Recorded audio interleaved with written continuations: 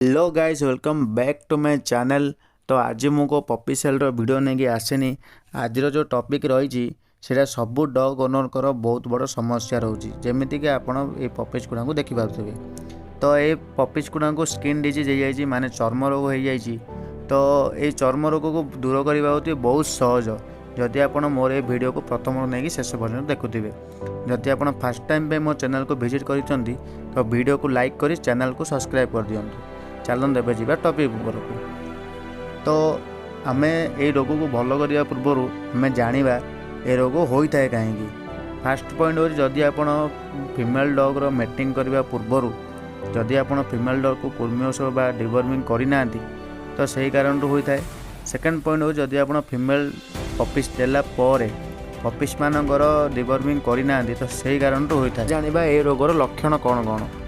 यही रोगर लक्षण है पपींकर बाल झड़ी जावा, पपींकर देहरे डट डट डट डट स्पट हो, पपींकर देहरे छोट छोट छोट छोट घा टाइप हो। रोगरे पपी गुड़ा को देखा भी बहुत असुंदर देखा जाए।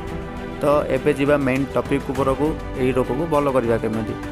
फास्ट पॉइंट होची आपण पपीज मानकर डिवर्मिंग कर दियंतु। जदि आप पपीज मानकर डिवर्मिंग कर देइचंती तो तापर प्राय 8 दिन पर आपण नेक्स्ट डिवर्मिंग करि पारिबे। एबे जानिबा सेकेंड पॉइंट। सेकेंड पॉइंट रे आपण घरे थिबा रंधा नड़िया तेल, से रंधा नड़िया तेल को आनिकी आपण पपीज मानक देहरे आपण प्राय गोटे दिन रे प्राय आपण 5 ରୁ 6 थर लगेबार अछि। आपण को यही काम प्राय 5 ରୁ 6 दिन रे आपण लगेबार, जो दिन रे आपणकर पपी ठीक भाबे भल होइनी। जदि आपण यही काम को प्राय 5 ରୁ 6 थर लगाउछन्ते। फास्ट पॉइंट है आपण पपीज कर डिवर्मिंग करेंगे, कृमि औषध देवे। सेकेंड पॉइंट हूँ आपन घर देवा रंधा नड़िया तेल को आनिकी गोटे दिन में आपको प्राय 5 ରୁ 6 थर देहरे लगेबार अच्छी। तो ये पपीज गुड़ा सब बुक हो।